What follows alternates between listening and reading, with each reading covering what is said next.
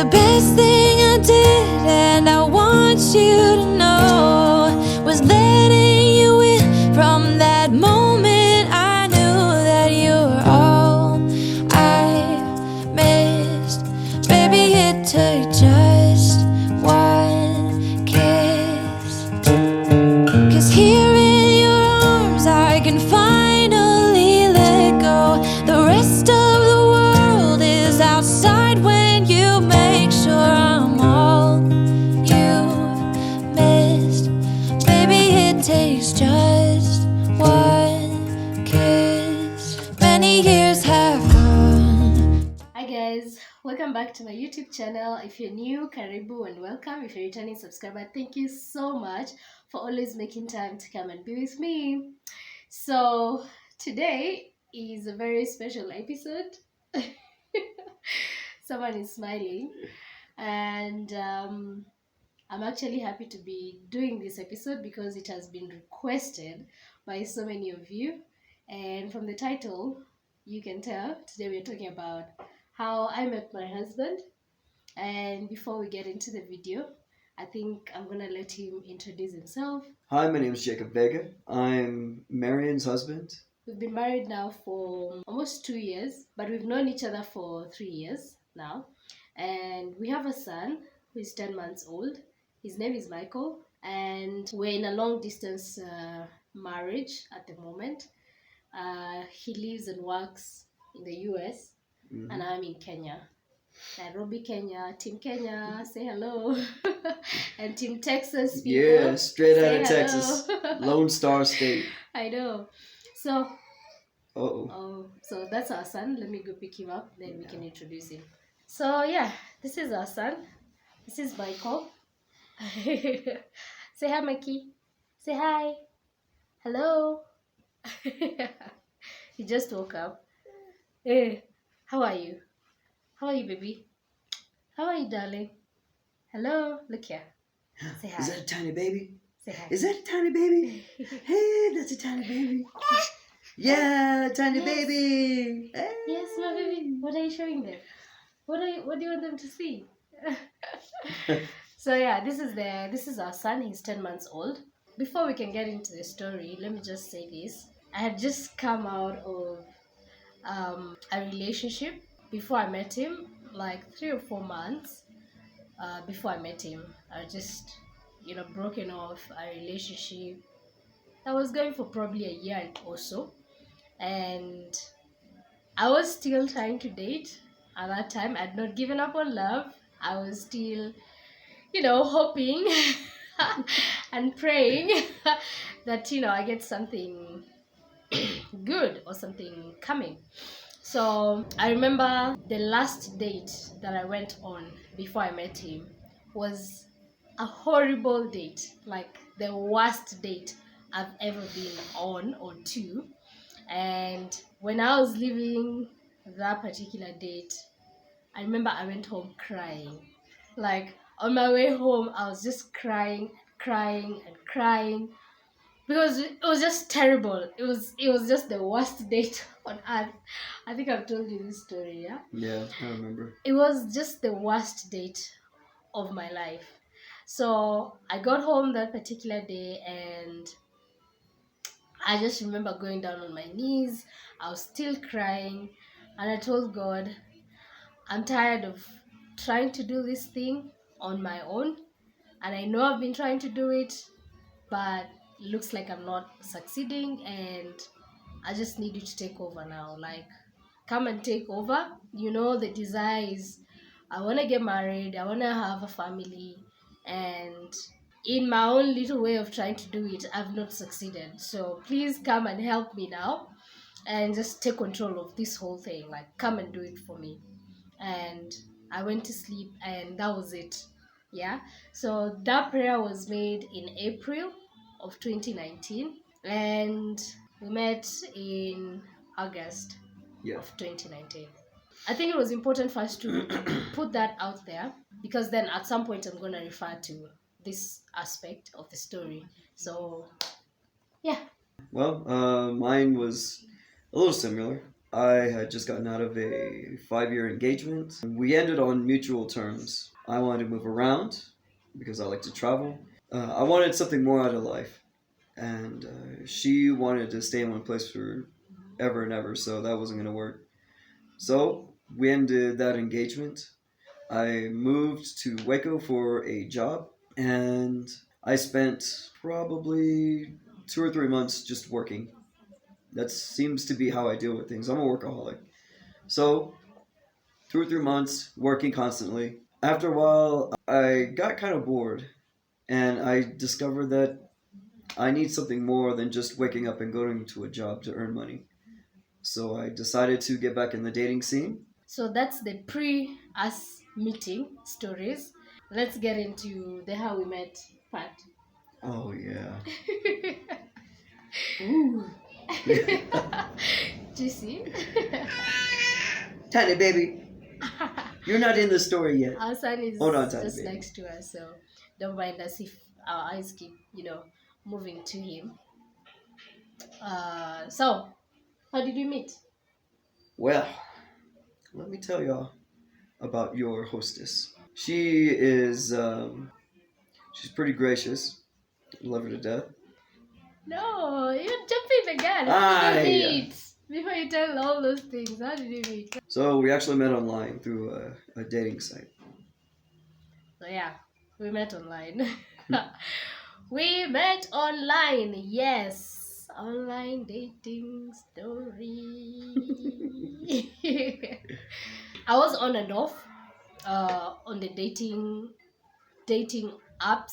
After this particular horrible date that I went on, and after praying that prayer, I found myself the next day saying, you know what? I mean, it won't harm to just scroll around, the dating apps and see what's there. I was still, I had prayed and given everything to God, but I was still trying to do some work. But before I met him in August, starting from April, then I was very active on the dating app. Like active meaning I would swipe left, right, finish all my likes and my swipes, and I would also, text back, message people, video call who are interested, voice call who are interested, email, and all that. Was I catfished? Yes, a couple of times by, the catfishers.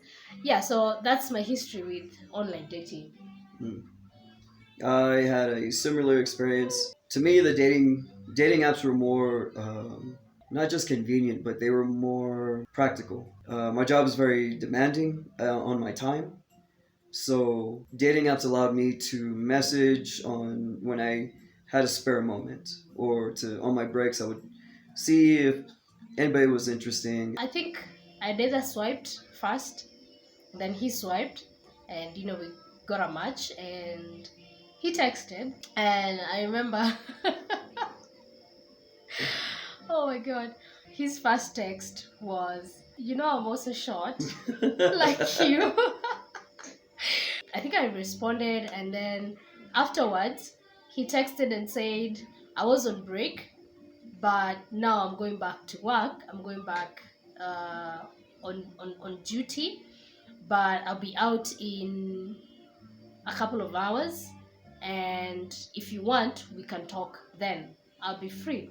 And so in my head I was thinking, this guy, we just met, you don't owe me any explanation, but here you are explaining yourself, like about your time and when you're free. So for me that was the first thing that caught my attention, or captured my attention, because I was like, here's a man who is explaining himself to a total stranger, about his schedule and where he is, what he's doing. I was like, this is very intentional.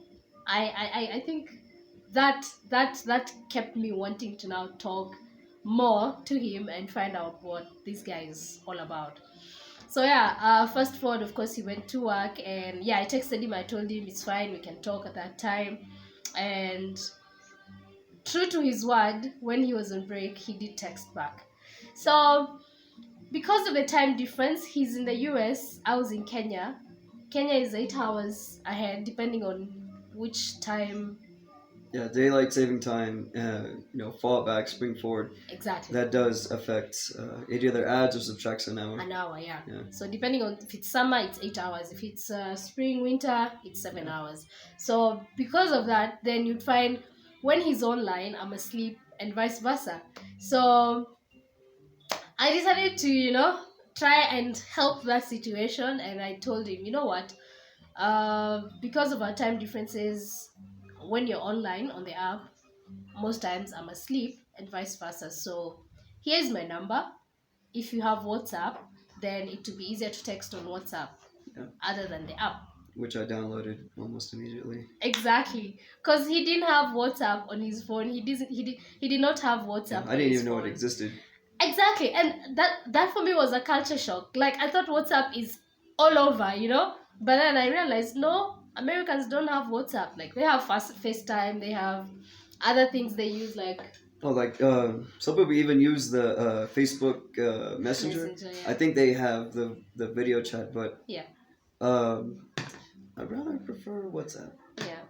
So he didn't have WhatsApp. So when I sent him my number and I told him that's the number that I use and we can chat on WhatsApp, for me, I thought WhatsApp would be so common to him. And he was like, I don't have WhatsApp, but I can download it. And I was like, okay, if you can download it, well and good. So he picked up my number, downloaded the WhatsApp app, and immediately he texted, of course, and we started talking right there. And it was so much fun. Yes. So your story up until is there anything I've omitted? The time difference is tricky to get around. Also, my schedule rotates every week. Every week it's something different. That made communication real challenging. I wasn't going to put the burden on her, so whenever I did have a spare moment, I would text her. Before I went to sleep, I would text her. When I woke up, I would text her. And I would at least let her know, hey, this week I'm working this time to this time. So things are going to be a little different. And I would always keep her informed. And to me, that was the most important, value that I wanted to convey to her, that your time is important to me just as much as mine is important to you. So this is my schedule. This is when I'm going to be awake. This is where I'm expecting to have a break. Things happen. And I would be very flexible. I would even sacrifice a few hours of sleep, many hours of sleep, to talk to her. Because I enjoyed talking to her. I really did. The more I got to know her, the more I found her very endearing. Yeah, very sweet. Yeah. Thank you. So yeah, like you said, he would always let me know what his schedule is, and for me, I really appreciated that. And also, because we got to talk more, I would find myself sometimes I've slept at 7, or maybe not 7. I've slept at probably 1 a.m., 2 a.m. because I'm waiting for him to leave work so we can talk before I fall asleep, And I have to wake up in the morning to go to work the next day, but I was still like fine. I was still fine because, it was interesting. So at some point, I think I developed a routine on my end. I would leave work at 5. So I would rush home real quick, freshen up, and then at 6 p.m., I'll go to bed. I'll sleep from 6 to around 11 p.m. That time, I would probably set an alarm. 11 p.m., I'll wake up knowing that he's already left work now, and then we'll talk for like 2 or 3 hours because then I'm fresh and, he's not that tired, and then we'll go to bed. Like, we just created a schedule around talking because the 8 hours or 7 hours time difference was going to be an issue. If we did not intentionally create time, things now began to get very serious. In terms of, I could not go to bed without talking to him. I couldn't wake up without saying a word. And it became now, like a thing. And I remember, I think just 1 week down the line, in us talking, we had gotten to know so much about each other. Yeah, to the point. It's pretty scary at first. I know. Because it was just like, bam. He's like, I know you. I You know me. Whoa. I know. And we were talking about very serious things like how many kids do you want to have? Do you want to have kids? Do you want to ever get married? You know. I think we're both on the same page, and I really like that about you. There's no second guessing. There's no ambiguity. This is what it is. This is what the intentions are, and a lot of it I agree with. So yeah, you're the best. Thank you. So, my birthday was the next month. And one day, I remember when we were talking, guess what Jacob says? He says, you know what? I might actually have some free time, like a week. And since your birthday is coming up next month, I might actually fly to Kenya for your birthday. Hmm.